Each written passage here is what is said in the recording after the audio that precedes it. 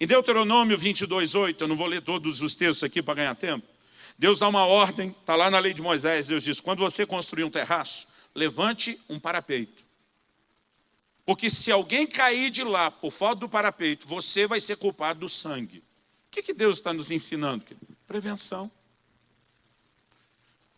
Muitas vezes o crente tem um conceito equivocado da soberania de Deus, como se Deus organizasse as coisas para acontecer no padrão da fatalidade, da arbitrariedade, como se tudo já tivesse determinado. Eu quero te mostrar, querido, que você escolhe se você vive menos ou mais. Eu quero te mostrar isso pela palavra de Deus. Mas antes de chegar lá, o que é que Deus está ensinando? Prevenção. Fez um terraço, é um lugar alto, tem perigo de cair, cria uma proteção. Agora, você não criou a proteção, alguém caiu, ele não caiu porque eu queria recolhê-lo. Ele não caiu e morreu porque eu queria levá-lo. Ele caiu pela falta de cuidado.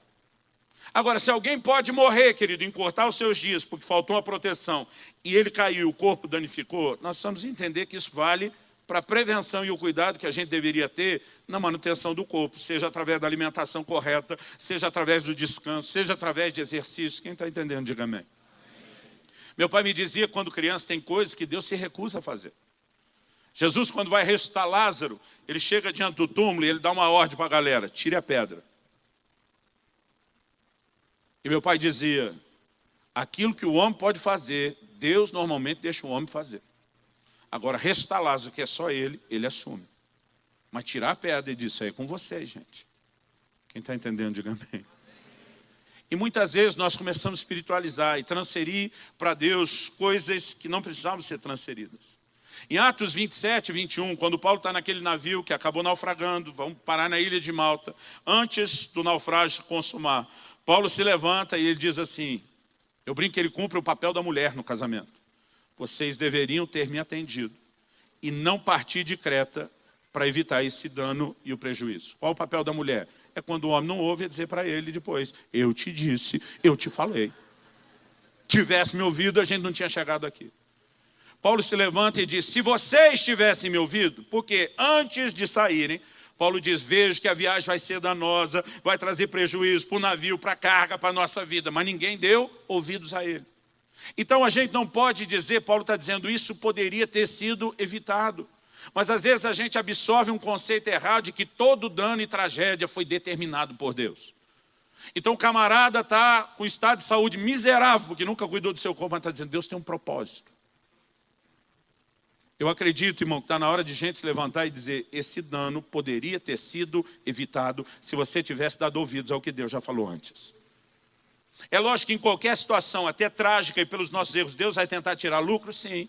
Paulo acaba pregando o evangelho na ilha de Malta, muita gente foi salva. Mas, irmão, quando ele traz advertências para que aquela tempestade seja evitada, eu acredito que nada daquilo precisaria ter acontecido. E eu acredito que Deus teria outros meios de evangelizar a ilha de Malta. Nós precisamos entender que nossas escolhas, e é responsabilidade do homem fazer as suas escolhas, elas vão trazer consequências.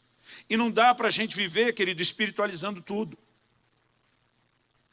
Eu me lembro que em 1997, talvez, quase 20 anos atrás, eu fui conhecer uma igreja que estava crescendo muito na Colômbia, fomos com um grupo de pastores, um dia nós estávamos andando no meio da igreja, um irmão, né, ou vamos chamar ele de hermano, um colombiano que eu nunca vi na vida, parou na minha frente, olhou para mim e disse assim, hermano, la palabra de Dios habla que nosotros somos el templo del Espíritu Santo, pero usted me parece una catedral.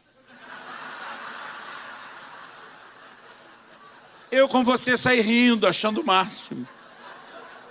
Tenho mais de Deus dentro de mim. O duro que eu fui contar essa história num grupo e tinha um irmão de uns quase 160 quilos, maior que eu. E quando eu contei, ele começou a rir. Falei, tá falando o quê, Basílica? E a gente fica fazendo piada de tudo, brincando com tudo, como se nada fosse tão sério. Deixa eu te dizer, querido, muitos de nós estamos escolhendo não viver o melhor de Deus para as nossas vidas. Deus nos deu o direito de escolha. Deuteronômio 30:15, eis que eu ponho diante de vocês a vida e a morte, a bênção e a maldição. Deus diz, hashtag fica a dica, escolhe vida. Porque ele está dizendo, a escolha é sua, os dois caminhos estão diante de você, mas é você que tem que escolher. Agora, escolher vida e morte, querido, bênção e maldição, não diz respeito somente à escolha de aceitar ou não aceitar Jesus. Mesmo depois de trazer Jesus, que vai mudar o meu espírito, eu preciso fazer escolhas que permitam que a minha alma permaneça saudável. Você sabia que rancor e amargura é pecado? E a Bíblia diz, seguir a paz com todos e a santificação, sem a qual ninguém verá o Senhor. Se eu não trouxer a santificação para o nível da minha alma, eu estou tão encrencado como se eu estivesse pecando no aspecto espiritual somente. Agora, deixa eu te dizer, querido, muitas vezes nós estamos pecando contra o corpo. E alguém peca contra o corpo não só quando se prostitui, mas quando deixa de ter o devido cuidado, a devida manutenção que a palavra de Deus nos orienta. Um dos conceitos equivocados que a gente tem, eu acho que está baseado numa interpretação, numa leitura errada, incompleta, lá do Salmo 139, 16. O salmista diz, no teu livro foram escritos todos os meus dias, quando ainda nenhum deles havia. E muitas vezes a gente deixa de olhar para Deus como Deus presciente, que conhece todas as coisas, onisciente, conhece tudo, presciente, que sabe antes de acontecer. E a gente imagina que se Deus escreveu no livro, então já foi determinado algo que agora, inevitavelmente, terá que acontecer. Eu quero te dizer, querido, isso não é verdade. Não é assim que a palavra de Deus trata.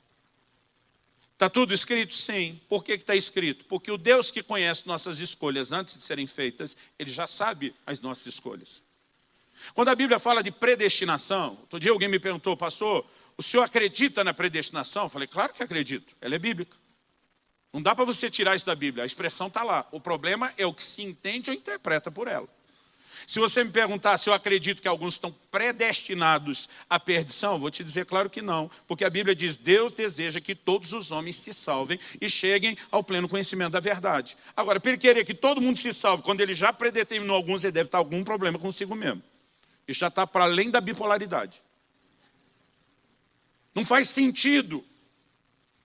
Afirmações tão claras de que a salvação é o que Deus espera que seja para todo mundo, se Deus não queria que todo mundo fosse salvo. Mas e a predestinação? O apóstolo Pedro escreve assim, eleitos segundo a presciência de Deus.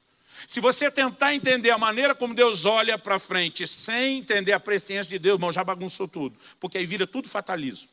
Aí nós não temos escolha, as coisas vão acontecer por si. Quando a Bíblia diz seus dias foram escritos, não significa que ao longo da sua existência você não teria direito de escolha. Primeiro, Deus escreve um propósito que Ele espera que você vive. Segundo, Ele já tem o registro de onde você será obediente ou não. Mas se a gente tivesse, e o primeiro ponto que eu explorei aqui foi nosso erro da espiritualidade exagerada. Eu sou crente, eu oro, vai dar tudo certo, eu não vou ter problema. O segundo é a gente acreditar que todo mundo tem uma hora pré-determinada para morrer. Então, nada que eu faço de bom vai me fazer viver mais, nem nada que eu faço de ruim vai me fazer viver menos. Então, vou me preocupar com o quê? Em Eclesiastes 7:17, nós lemos a pergunta, por que morrerias antes do teu tempo? Então, existe um tempo, no ideal de Deus, sim. Significa porque existe um tempo, e qual é o tempo? Jó 5:26. Citado pelo Dr. Aldo, falando sobre morremos em boa velhice. Mas o texto está dizendo, por que morrerias antes do tempo? Quer dizer que alguém pode morrer antes do tempo? Com certeza. E a gente vai ver isso em vários versículos bíblicos. Meu segundo ponto é, o céu pode esperar.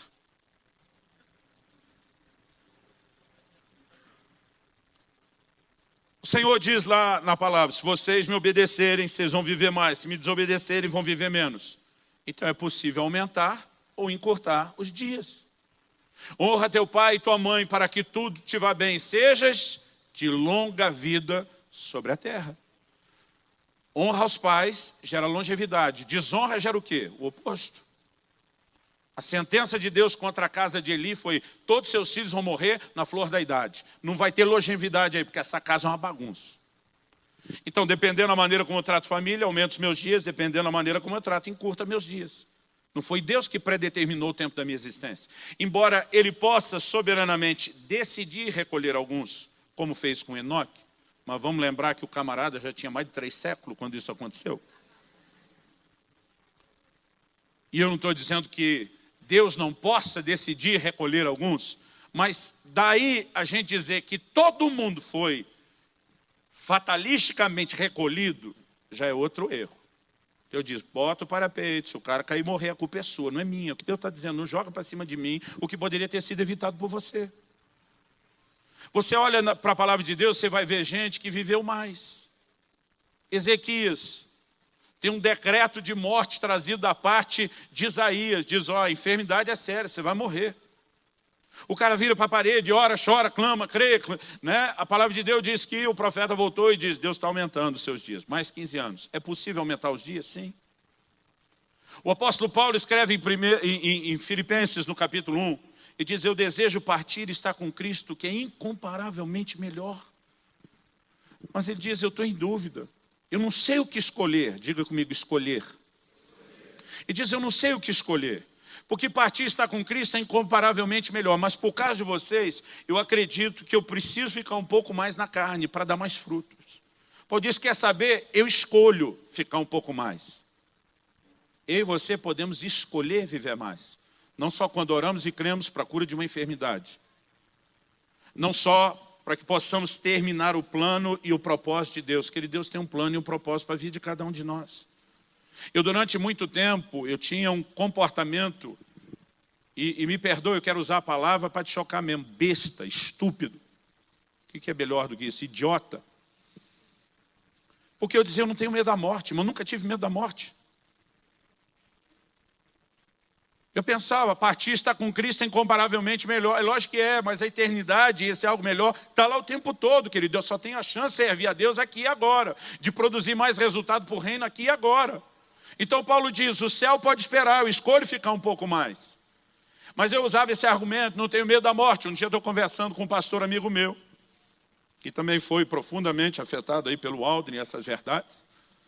E falou, Luciano, eu sempre falei esse negócio, só que ele me pegou na época que eu ainda estava usando isso como argumento para me defender. Eu sempre usei esse argumento que você usa, não tenho medo de morrer. Se eu partir, eu estou com Cristo, está tudo resolvido. Falei, deixei um bom seguro de vida, né? Deixei toda a precaução para que minha família esteja bem cuidada. Falei, nunca tive medo de morrer. Mas ele disse, um dia eu encontrei um outro colega, falou, mas e se você der a sorte de morrer? Porque a maioria, quando tem um AVC, um derrame, às vezes não morre, fica lá na cama, sofrendo por anos antes de morrer. Esse meu amigo olhou para mim e falou, cara, eu nunca tive medo de morrer, mas eu sempre tive medo de ficar de cama. Ele falou, eu me converti naquele dia. Sabe, querido, independente de você ter ou não ter medo da morte.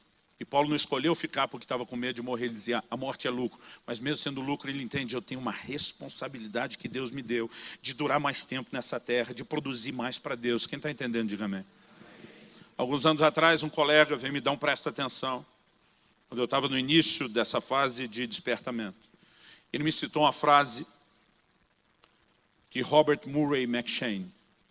Ele falou, você já ouviu falar desse camarada, um escocês? Falei, já, eu tenho uma citação dele num dos meus livros, sobre amor por Jesus, meu livro de todo o coração. Ele falou, mas você conhece a frase mais conhecida, a mais célebre dele? Falei, eu não sei dizer qual é a mais conhecida. Ele falou, então você não conhece.